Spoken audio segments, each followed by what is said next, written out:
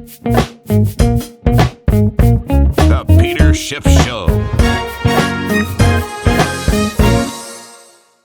Today, the Federal Reserve had its last official meeting of the year, and as was widely expected, the Federal Reserve was unanimous in their decision not to cut interest rates. Right? They didn't even consider hiking interest rates, but they decided not to cut them any further for now. And so they're on a pause. The short-term rates are now 1.5%. Right? The target is 1.5 to 1.75, and the idea is that the Fed is going to remain there for some time. Now, I don't really think it's going to be that long before they cut rates. I was on Fox Business earlier today with Liz Claman, and Liz asked me when I thought they were going to cut rates in 2020. And I said, look, I don't know the exact meeting that they're going to choose to do it.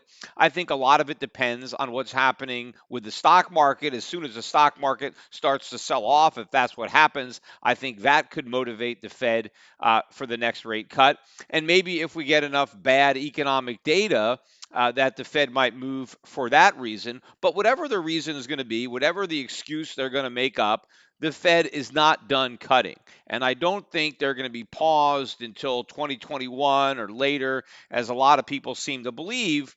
I think the Fed is going to be back in the rate cutting business much sooner than that. Of course, the quantitative easing business, that's not going to stop, right? They're going to continue to expand their balance sheet and print money so that they can prop up the bond market and prop up the stock market and prop up the government. So that is going to continue. In fact, we got the official budget deficit released I guess about the same time as we got the Fed decision. The November deficit, $209 billion.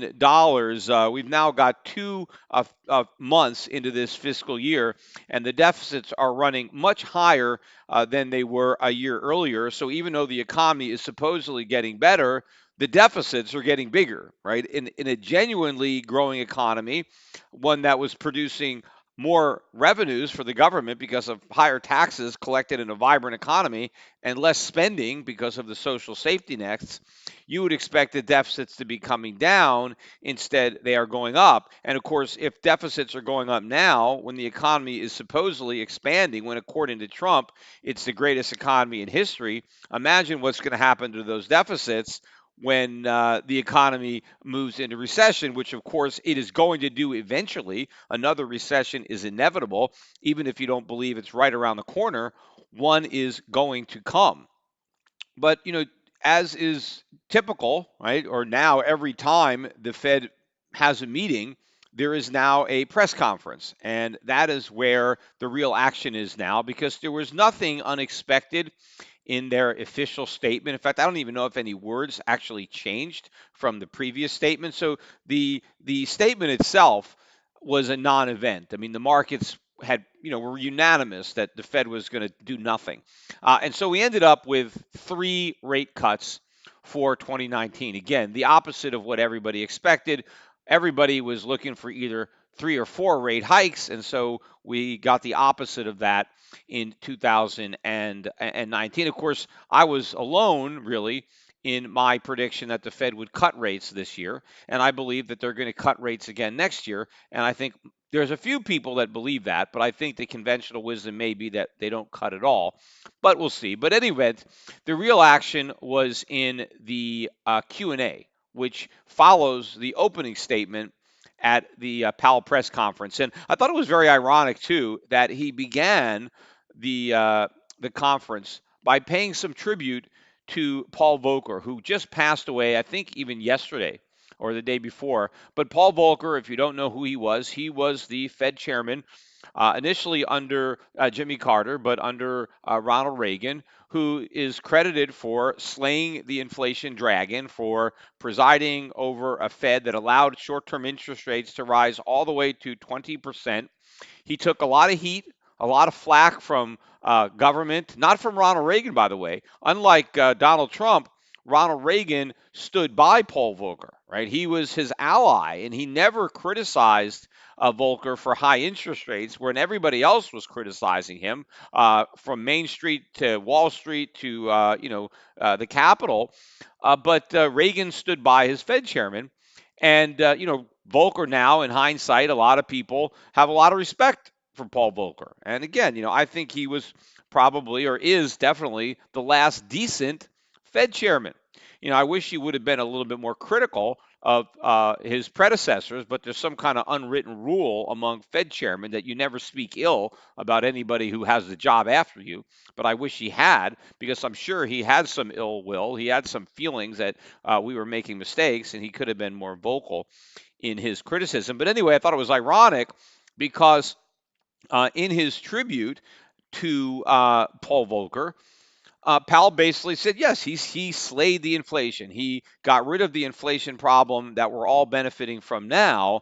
But of course, as we are burying Paul Volcker, Powell is now helping to resurrect the high inflation, right? And so we're bringing that back to life now that Paul Volcker has passed away. So maybe he will rest in peace, unless he's going to end up rolling around in his grave based on all the inflation that is going to be ravaging the country. But that inflation is coming back to life in a big, big way. In fact, this press conference probably focused more on inflation than any prior conference. I mean, it always comes up, but this one, the Fed spent a lot of time on inflation, and mainly the absence of inflation, and the fact that there's not enough inflation, and the fact that we need more inflation, which is, of course, the opposite of what the Fed should be doing. The Fed should be saying, hey, we don't have a lot of inflation. That's great. And we're going to make sure it stays that way. We're going to try to take the inflation we have and make it even lower, right? Because the mandate is stable prices. Stable means the prices don't go up; they remain stable, right? That's what it's supposed to be. But all the discussion was about the fact that we didn't have enough inflation. Again, there's some more irony here too, because we actually got the official inflation numbers that came out early this morning, so well before this conference. And the numbers for November were actually up a little bit more than expected for the month. And year over year, headline inflation is up 2.1%. Well, 2.1 is greater than 1. And the core, which doesn't count food and energy, that number is up 2.3% year over year. So we have inflation as measured by both the core and the headline CPI that is running above the Fed's 2% target. But of course, they don't even have a 2% target now, because now they have a symmetrical 2% target, which means they want inflation to be above 2%. And in fact, as I said on an earlier podcast, the Fed has already come out and said that it wants to have higher inflation in the future to make up for not enough inflation in the past. And Powell went on to explain that. He talked about the dangers of inflation being too low. In fact, he said that one of the dangers of inflation being too low, and again, every time someone from the Fed says inflation being too low, just in your mind, substitute the cost of living going up. So what he's really saying is there is a problem if the cost of living doesn't go up enough, the cost of living going up too slowly, right? Because then it really hits you, the absurdity of what they're expecting us to swallow. But of course, Wall Street swallows it, right? I mean, I did this earlier podcast today, a special podcast, which I recommend everybody listen, on this Trayvon Martin hoax. But, in a way, what the public believed, the lies that the public believed, and how easily they believed them, that's very similar here. The way Wall Street believes what the Federal Reserve is saying, this stuff is a bunch of nonsense. People should, see through this and start to question the irrationality of what the Fed is saying, to try to see through it to their real agenda.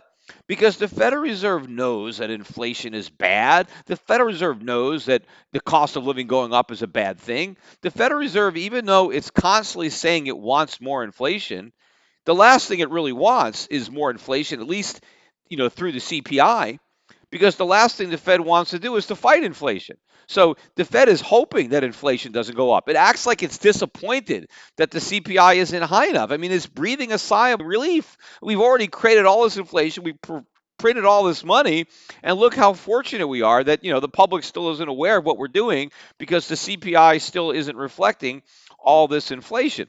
But what Powell was saying is one of the reasons why the we can't have inflation being too low is because that means inflation expectations will go even lower, right? People will expect even lower inflation than they expect now. So not only will that be bad, although why you can't, there is no explanation for why it would be bad, but in addition to it being bad simply because consumer prices weren't rising enough, that if inflation expectations went down, Volcker said then interest rates would come down. So wait a minute, but I thought they liked low interest rates. That no, what Powell said is that if interest rates are lower because of lower inflation premiums being built into the yield curve, right? If we get lower interest rates now, well, in the future, if the Fed wants to stimulate the economy, it won't have as much stimulus to give because it won't have enough room to lower interest rates. So think about the absurdity of that. I mean, we need higher interest rates now so that we can have lower interest rates in the future. But in the meantime, the Fed has been lowering rates. If the Fed wants higher interest rates, so raise rates. What's stopping them? I mean, in fact, the interest rates we have now at 1.5% is already lower than the inflation rate.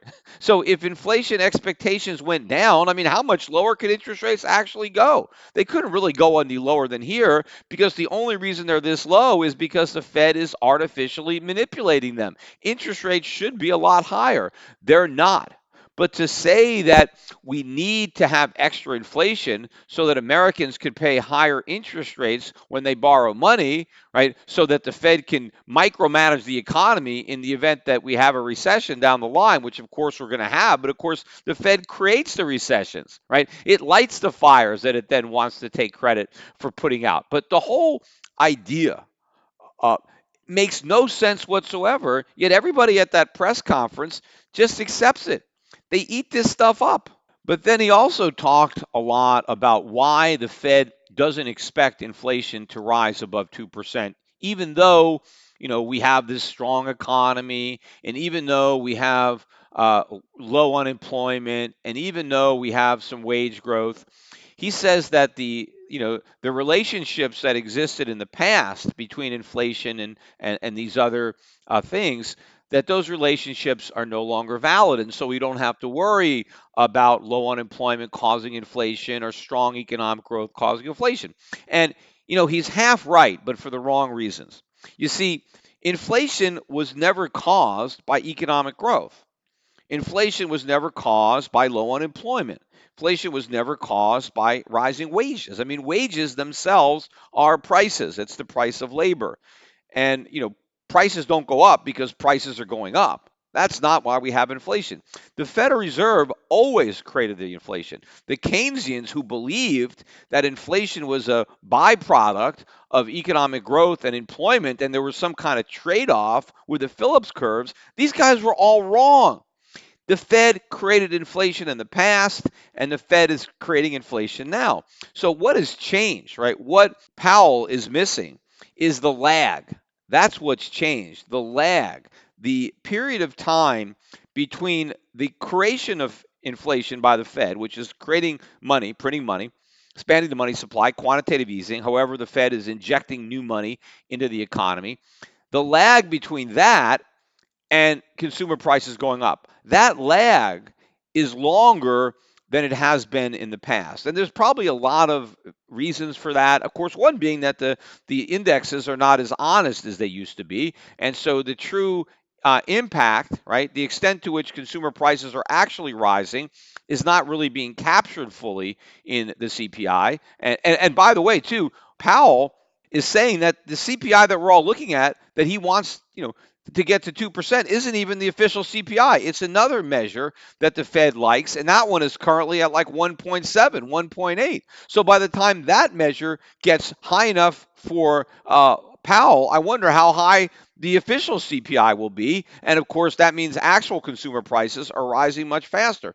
But of course, all of the inflation is not moving into consumer prices yet. right? A lot of it is in the stock market. It's in financial assets. It's in real estate. It's in bonds. It's in a lot of things. And a lot of the inflation has been exported, and foreigners are holding on to it, right? Our money has gone into foreign accounts, and we have a huge trade deficit. So the paper goes out, the real things comes in, and that keeps a temporary lid on consumer prices. But these are all temporary factors that are going to wear off. And you don't want to get lulled into a false sense of confidence, which is exactly what's happened by Powell, since we haven't seen a bigger impact on consumer prices of the inflationary monetary policy that not only Powell has pursued, but his predecessors. Well, he just thinks it's going to go on indefinitely. But he is wrong. And in fact, he's so confident, right, that inflation is not going to become a problem, right? And that the Fed's current monetary policy isn't stoking the inflation fires, that what he also told everybody at this press conference, and of course everybody listening on television, including myself, what he said is that before the Fed takes any action on reining in inflation, and by that they mean rate hikes, right? That would be prompted by higher inflation, that he needs to see a substantial pickup in inflation, and it needs to be sustainable.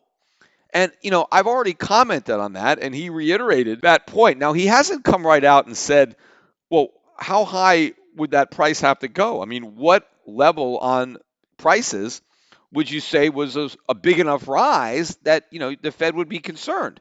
And for how long would you have to see that level of inflation sustained before you would take action, because you didn't think it was a fluke, right? You thought it was sustainable. That they haven't come out and said that, because of course they can't, because there is no number, because it doesn't really matter.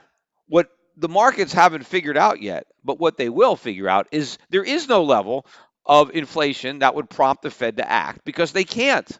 And in fact, the longer they wait, the less likely it is that they will act. The old proverb or adage or saying, whatever, is, you never want to let the inflation genie out of the bottle, right? I've talked about that. Why is that? Because once the genie is out of the bottle, putting it back in is very difficult. So the idea behind central bankers is preemptive. If you start to see that inflation may rear its ugly head, well, chop it off before that happens, right? Act preemptively, because even if you're wrong and you preempt an inflation threat that's not there, that's better than missing an inflation threat that is there, because it's so difficult to do something about it, especially now, right? Because think about, what are the Fed's tools for fighting inflation?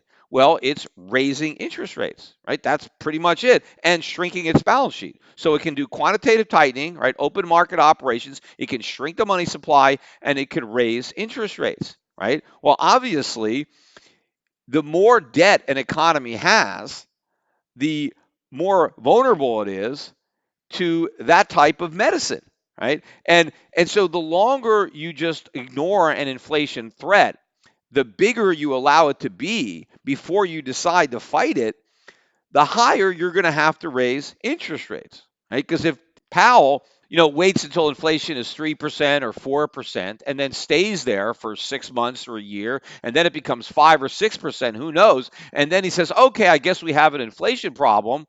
Let's do something about it.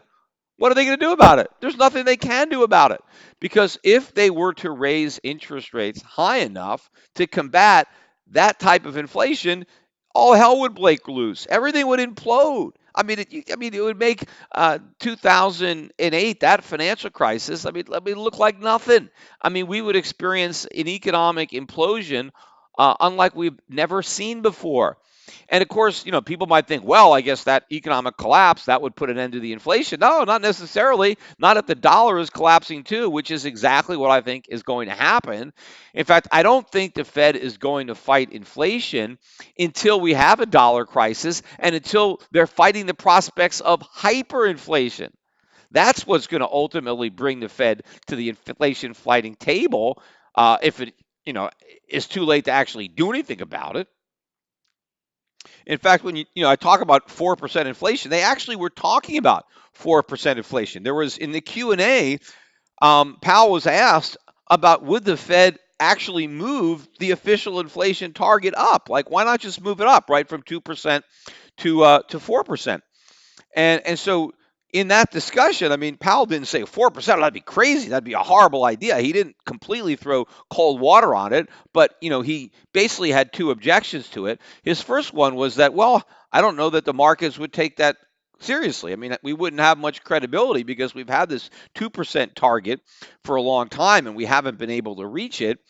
So, why would the market believe we'd be any more successful at a 4% target? So he wasn't actually saying that it was bad. He was just saying that he didn't know that the Fed could actually achieve that, which of course they could. I mean, if the Fed really wanted, they could just start printing even more money. I mean, right? I mean, they could, because the one thing the Fed can create is inflation.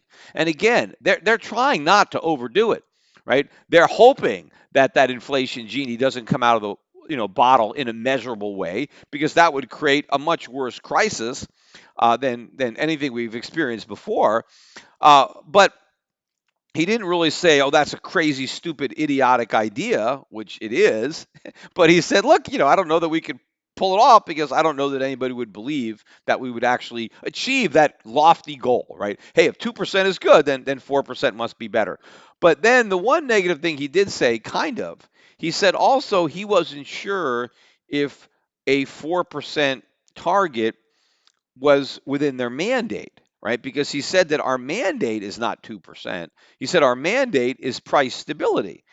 And so he told the guy who was asking him the question that he wasn't sure if 4% annual inflation would be considered stable prices. Now, of course, it's not stable prices. It's prices going up 4% a year. But the same thing could be said about 2%, right?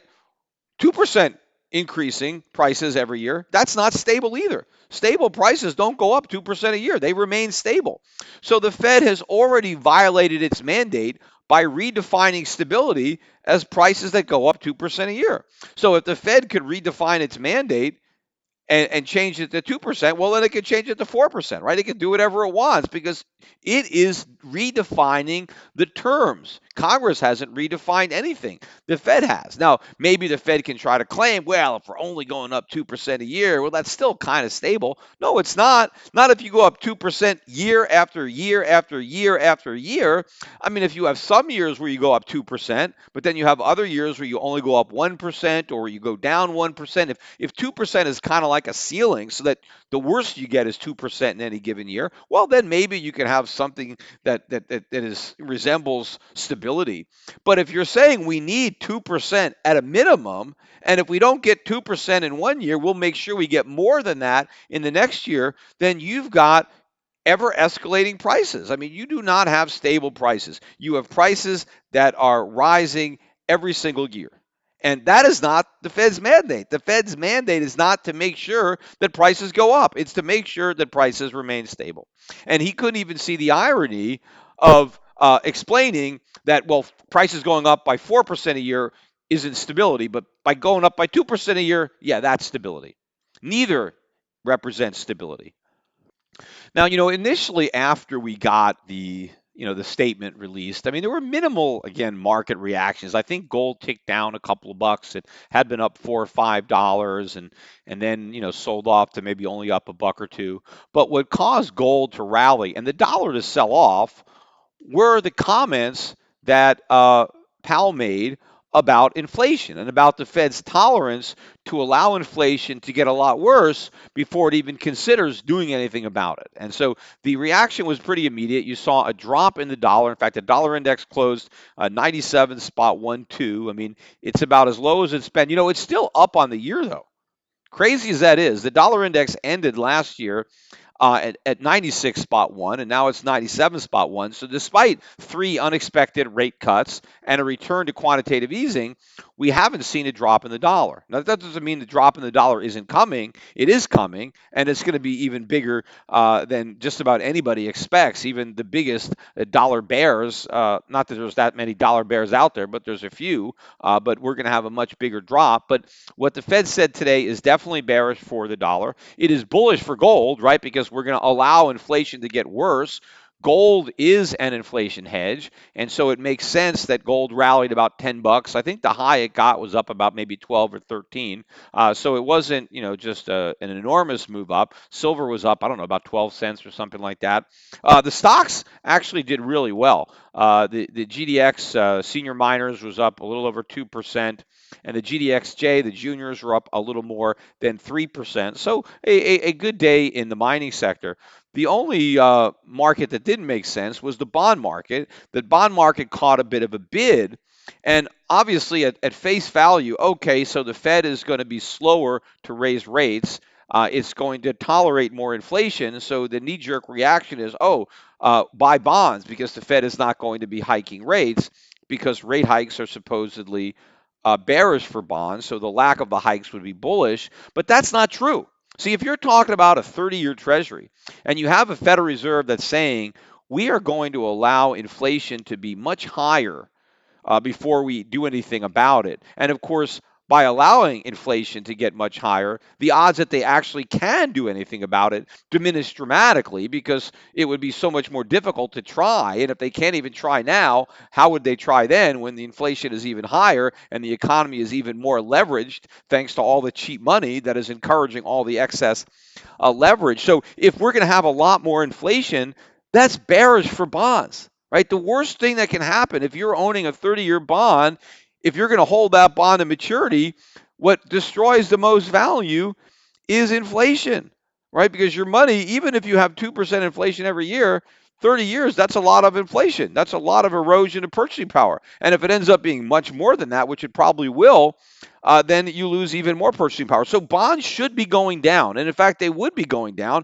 if actual investors were buying them. But they're not. This is speculators. These are funds buying. I mean, who knows where the buying is coming from? But this is all artificial demand.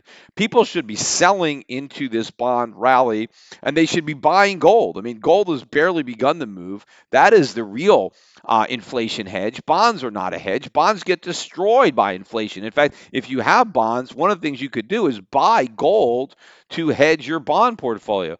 In fact, earlier today, before the Fed made its move and before the press conference, I was watching an interview on CNBC with Jeff Gundlach. And again, of all the people that they have on CNBC, by far he's the best guy, right? He's the only guy on CNBC really worth listening to because they won't let me on, right? But they they can't keep Jeff Gundlach off. I mean he threatened not to go on one time, and they went crazy based on something negative that Kramer said about him. So they had to apologize. Kramer had to apologize because they really want Gundlach on because he's a major guy. And pretty much again, pointing out a lot of the same things that I've been pointing out with the same investment thesis: get out of U.S. stocks, get out of U.S. bonds, get out of the dollar, get into foreign markets. Right? This is what he's saying. But one of the very interesting points that he made. And I forget the name of the guy he was interviewing, and of course, the first thing he tries to do is kind of diminish the fear by saying, well, this is not going to happen for a long time, right? This is a while away. And, Gundlach is saying, well, 2021, 2022, I mean, that's not really that far away, right? He's talking about a major crisis that's coming in a couple of years. And the guys say, well, yeah, we don't have to worry about it now because it's still a year or two away. I mean, anything that's a year or two away, I mean, it's really too late. You should have been worried about it a long time ago. But of course, one of the risks is that we don't have 2 years. We don't have a year. What if everything starts to fall apart in 3 months or 6 months? It certainly could, right? I would prepare for it now. And in fact, Jeff is already saying, get out of corporate bonds. This is what I'm alluding to. He was talking about the crisis he sees coming in the corporate bond market. And of course, I see a crisis coming in all the bond markets, not just the corporate bond market, but the sovereign credit market, treasuries, municipal, right, state and municipal bonds. I think we have a bond bubble everywhere. So this is a crisis. But one thing in particular that Gundlach was talking about was corporate bonds, and he mentioned that based on the information that he's seen from mainstream Wall Street firms, I think it was about 35% of the corporate bonds that are currently rated as investment grade bonds should really be junk right now. right? But the rating agencies are being too generous and they are overrating these bonds, just like they did during the mortgage bubble, where a lot of subprime mortgages were securitized and had investment grades, which should have been rated junk. And I was pointing that out live at the time, not Sunday morning quarterbacking it. But the same thing is happening again with the corporate bond market. A lot of bonds that should be junk are not. And because they have investment grade ratings, they are being bought by entities that really shouldn't be buying them. And the problem is, what is going to happen in the next economic downturn? Because normally in an economic downturn, a lot of companies that are legitimately investment grade end up getting downgraded to junk because now the assumptions that were underlying these companies have changed. Their earnings aren't there, or their debt service payments go up. I mean, especially in the environment I'm looking for, stagflation, where their earnings go down and their interest costs go up. This is the perfect storm for destroying the bond market because not only are you going to see bonds that really deserve, I guess, technically to be investment grade, aren't you going to see a lot of those downgraded to junk, but you're going to have all the bonds that should already be junk. Be junk. So the number of downgrades that we're going to get in this downturn from investment grade to junk is going to blow apart any recession that we've ever seen. The amount of downgrades. And of course, this means that bond prices implode. This means a lot of losses are in store. And if there's losses in the bond market and interest rates are really going up, the stock market too, because if all these corporations are forced to pay much higher interest rates because the corporate bond market is collapsing, well, what happens to corporate earnings? They collapse too. So what happens to stock prices? They also collapse, right? And now the Fed, of course, has to create even more money. It has to ignore the accelerating inflation to try to prop up the markets, and then it creates even more inflation, which puts even more upward pressure on corporate bond rates. And another very interesting point that Jeff made, which is, of course, 100% true, is he talked about the fact that a lot of the demand for U.S. corporate bonds is coming from abroad and for U.S. Treasuries for that matter. And the reason it's coming from abroad is because Europeans or Asians are trying to escape the negative yielding rates that they would earn or not earn, be punished with if they were to invest locally. So what they're doing is they're investing in the U.S. to get a positive yield. But what Gunlock pointed out is they are doing this unhedged, right? They are not hedging out their currency risk. And that is a real thing because if you're a insurance company or a pension and you're in Europe and you have euro obligations, right? But your portfolio has a bunch of US dollar denominated bonds, if the value of the dollar goes down, that is a big deal. That screws up everything you're trying to do. Normally, they would be hedging so that they would match their assets to their liabilities. But they're not doing it. They're taking a chance. They're hoping that the dollar stays the same or goes up. And you have the whole world that has made this trade that is long, low yielding U.S. sovereign and corporate debt unhedged. So what does that mean? Well, A, that's one of the reasons that we haven't seen a weaker dollar this year is because all the foreigners who are lending the US money are not hedging their currency risk. If they were hedging their currency risk, they would have to sell US dollars to do that, and that would have put downward pressure on the dollar. But because they're taking this gamble, right, which I think is a losing bet, they are not hedging, and therefore that selling is not taking place. And so the dollar has remained stable, despite the fact that you've seen this surge in our debt, both our trade deficits and our budget deficits. And Gunlock pointed this out too. I keep saying this myself. You know, when you're asked where should interest rates be? In fact, Liz Claman again asked me on the show today, where should rates be? I don't know where, but I know they should be much higher than they are now. Right? They shouldn't be set by the Fed. They should be determined by the market. But we know from common sense and from history that when you have rising twin deficits, that if you have bigger budget deficits and bigger trade deficits, you should have higher interest rates, right? That's supply and demand. Countries that borrow a lot of money pay a higher price to do that, right? If you borrow less money, then you could do it at a cheaper cost because you're a better credit risk, because you don't have as much debt, because your central bank is less likely to have to monetize that debt because you can actually handle it with legitimate taxation. Well, what's going to happen here is when the dollar really does start to fall, which it's going to do, that is going to expose a lot of these losses in U.S. Dollar bond portfolios that are held overseas. Right, and when all of a sudden these European, investors, funds, or insurance companies or pensions, whoever's managing these portfolios, right? Once the losses really start to mount, and remember, if you're buying U.S. Bonds and you're just getting a 2 or 3% coupon, I mean, you don't really have a lot to gain. Right? And if all of a sudden the dollar drops by 5 or 10%, and now you're down, right? You invested in these bonds to get a 2% return, a 3% return, and you're down 10%. What's going to happen, right? A lot of people are going to look to get out of these positions because what if the dollar falls another 10%? I mean, the yield is not worth it. The upside is not worth the downside risk. So all of a sudden, people are going to start to think about currency risks. They should be thinking about it now, but they're not.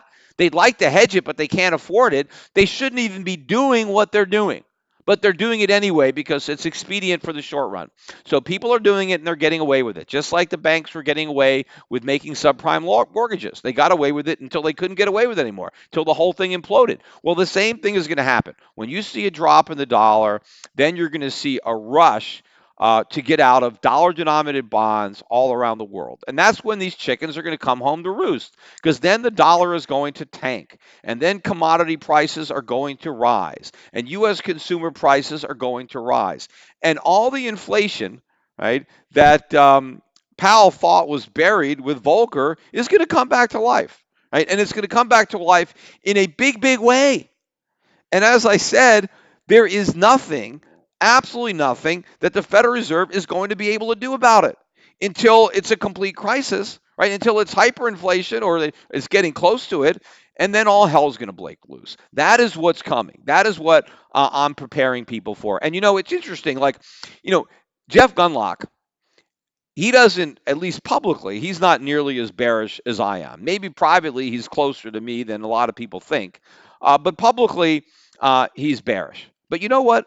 Let's say that Gundlach is right and I'm wrong, that things aren't quite as bad as I think. They're just as bad as he thinks, right? Well, even if Gundlach is right, you better pay attention to him. You better follow his investment advice, which just so happens to be exactly what I'm doing. I mean, I'm not creating portfolios that will not do very well if Gundlach is right, right? My portfolios don't require economic Armageddon to perform. They just require a lower dollar. It doesn't have to implode. It just has to go down. And the returns that we will get in a weak dollar environment are going to dwarf anything that anybody gets in the S&P 500. And I think the returns are going to be so great, so much higher than what you can get domestically, that they are going to make up for all the years where we returned less because we had a strong dollar. We're going to get all that back and then some when we have a weak dollar. Now, of course, if you're investing with me for the first time, well, you're in an even better spot because maybe, you didn't have any of those lower returns because you were in the U.S. stock market entirely for the bubble. You can get out. You can avoid the popping and you can position yourself with your Pacific Capital in the type of foreign portfolio with emerging markets, commodities, and gold, the type of portfolio that if you 100% believe Jeff Gundlach, you would invest in. He's saying get out of U.S. stocks, get out of U.S. bonds. Well, what's left? I mean, if he thinks the dollar's going to go down, where are you going to buy? If you follow Gundlach, if you believe him, then my portfolios are the perfect place for you to be, right? But now let's say I'm right? Let's say that my more apocalyptic version is correct. Well, people following Jeff Gundlach's advice, they're not going to lose any money. They're just going to make even more, right? And so if you follow my investment strategy and it turns out that I'm right rather than Jeff because I'm more bearish than he is, and so it's an even bigger dollar collapse, we have a whole economic collapse, we have a crisis in the United States, on a proportion that's much greater than what we went through in 2008, well, then the profits are that much higher. I think, people who, if you don't listen to Jeff Gundlach and Jeff Gundlach is right and you don't listen to him, you're going to lose a lot of money. I mean, that's just going to be the reality. And so people could listen. But if I'm right and you don't listen to Jeff or me and I end up being right, it's not just about losing a lot of money. It's losing almost all your money. And again, I don't mean that you necessarily lose your money. You lose your purchasing power, which is just as bad, right? If you still have your money, but you can't buy very much with it, that's the same thing as losing your money. And those are the risks. Either you lose your money or your money loses your purchasing power. It's just that if I'm right, you end up losing a lot more than if Jeff's right. But you lose either way. And of course, if you're talking about it from the perspective of profits, if Jeff is right, you profit. If I'm right, you profit even more, right? The only way you lose is if we're both wrong. And I think the odds of that are pretty minimal to zero.